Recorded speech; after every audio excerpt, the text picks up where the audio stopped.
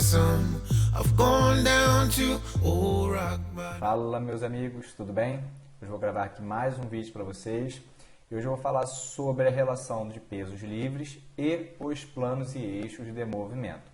Eu tenho um vídeo gravado só sobre os planos e eixos e eu também tenho um vídeo gravado sobre a diferença entre pesos livres e máquinas. E hoje a gente vai fazer uma correlação entre essas duas variáveis. Então, quando a gente fala sobre planos e eixos de movimentos, basicamente são linhas imaginárias que cruzam o nosso corpo em diferentes direções. E a partir dos planos e eixos de movimento ocorrem os movimentos articulares. Essa é a definição básica dos planos e eixos.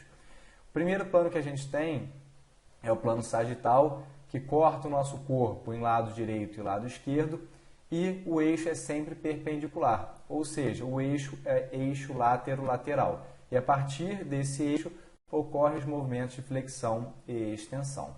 O segundo plano que a gente tem é o plano frontal, que divide o corpo em região anterior e região posterior. Logo, o eixo é antero-posterior e os movimentos que ocorrem é de adução e abdução.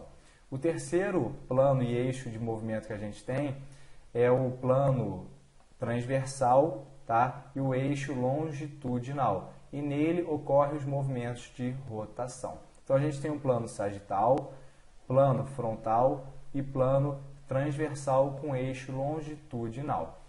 E aí, como que a gente pode aplicar isso na prática dos exercícios?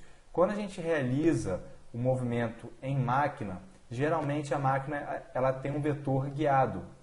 Ou seja, você já tem um padrão de movimento determinado e dificilmente você vai fugir daquele padrão.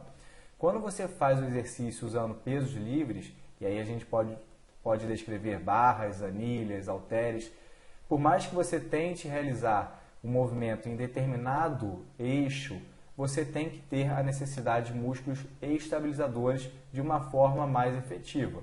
Por quê?